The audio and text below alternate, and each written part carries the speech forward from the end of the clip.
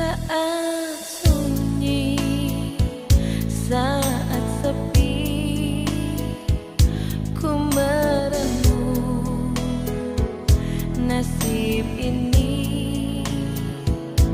Sesungguhnya hidup ini tak berarti tanpa salib Tuhan. Ya Tuhan Allah, sahabat kaum muda, kini kami semua orang muda Katolik berkumpul di sini guna merenungkan, menemukan siapa diri kami sesungguhnya. Tuhan Yesus, Engkau mengenal kami dengan baik, siapa kami sesungguhnya di hadapan-Mu. Kami mohon dalam kerendahan hati, semoga Engkau hadir di tengah kami semua, mengutus Roh Kudus-Mu ke dalam diri setiap kami, agar mampu menemukan diri kami masing-masing.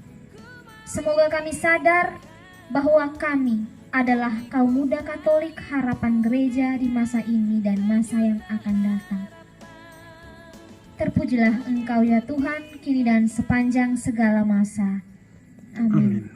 Bacaan diambil dari kitab Amsal. Berkat dari hikmat.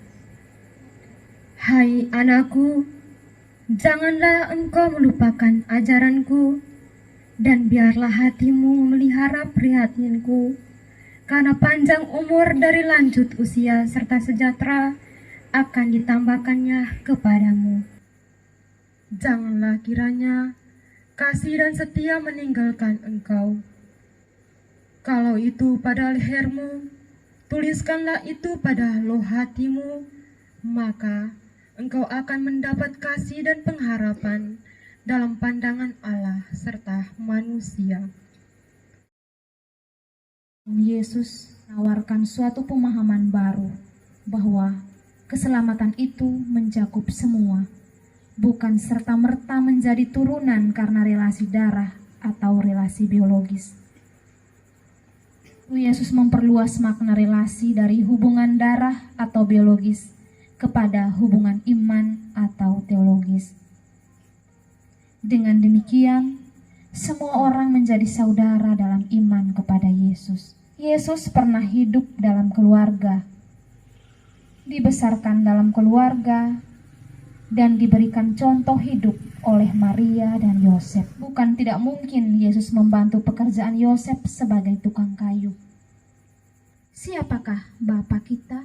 Bapa kita mungkin seperti Yosef. Dia yang tak hanya memikul beban nafkah, tapi juga beban hidup. Lalu kita bukannya meringankan bebannya, melainkan membuatnya tambah beban. Dia yang rela membungkukkan badan hanya untuk menegakkan badan kita. Lalu kita bukannya mengelus dada tanda syukur, tapi membusungkan dada tanda egois. Dia yang berkeringat agar anaknya penuh berkat, lalu kita membalasnya berkat dengan kutuk dan sumpah serapah.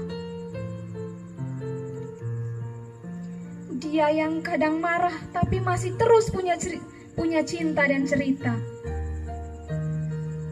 Dia yang masih bisa mengampuni saat dunia justru lebih banyak menghakimi.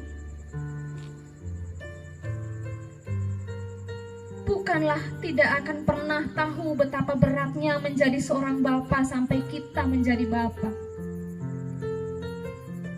Tidak ada bapa yang sempurna, tapi seorang bapa mampu mencintai dan sempurna.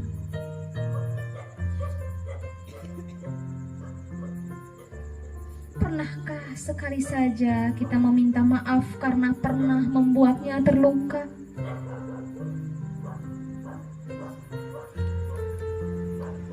Pernahkah sekali saja kita mendoakannya? Lalu, siapa ibu kita?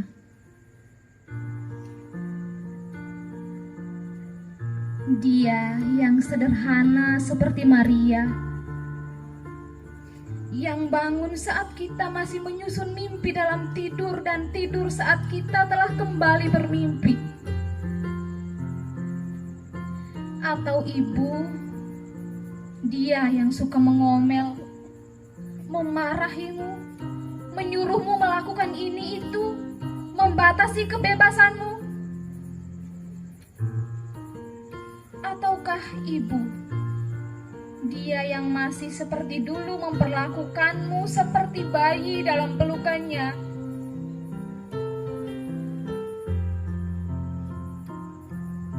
Iya,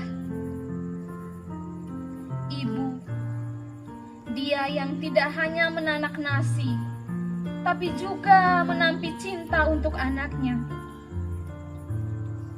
Dia yang banyak omong agar anaknya jadi baik.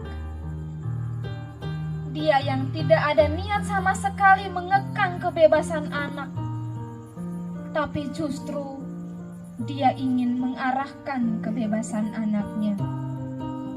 Tetapi kita kadang melihatnya sebagai orang tua yang masih memegang pola lama yang kaku keras berhadapan dengan kita yang ingin bebas, fleksibel, namun mengabaikan nilai-nilai yang baik dan benar.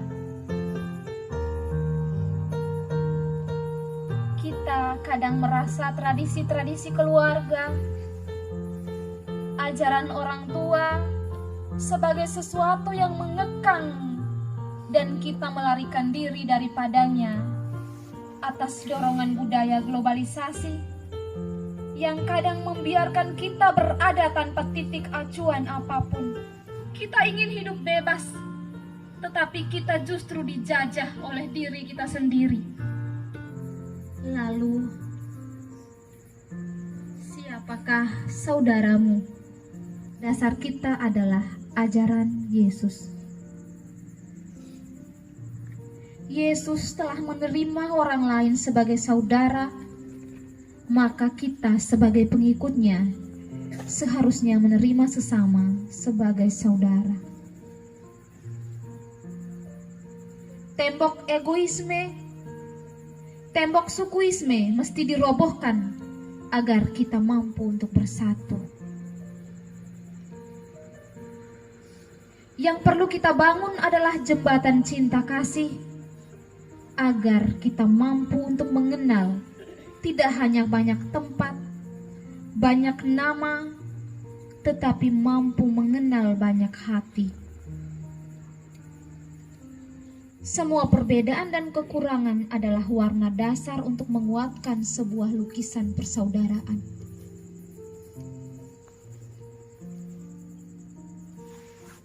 Kita perlu sadar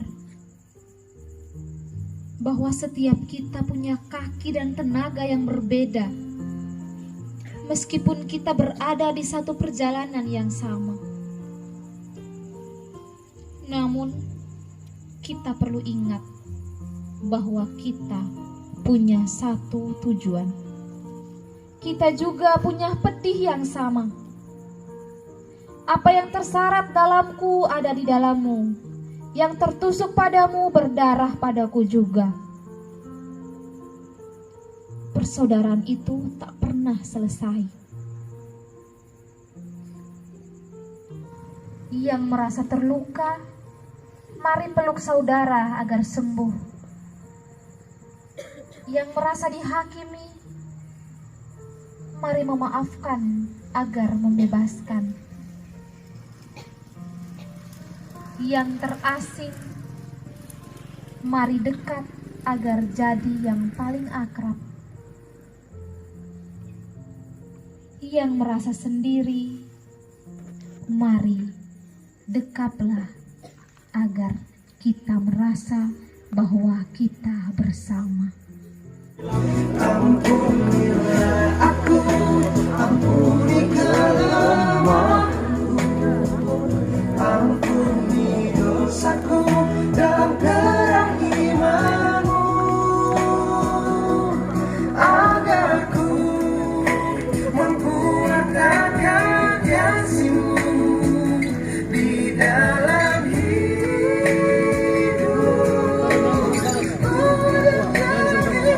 Bersihkan hatiku dengan sucinya cintamu.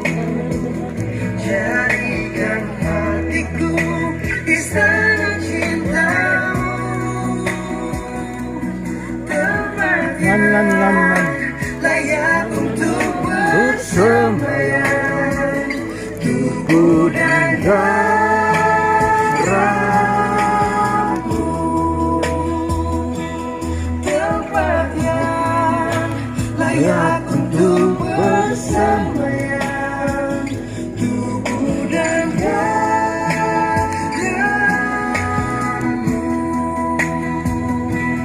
Tempat yang layak untuk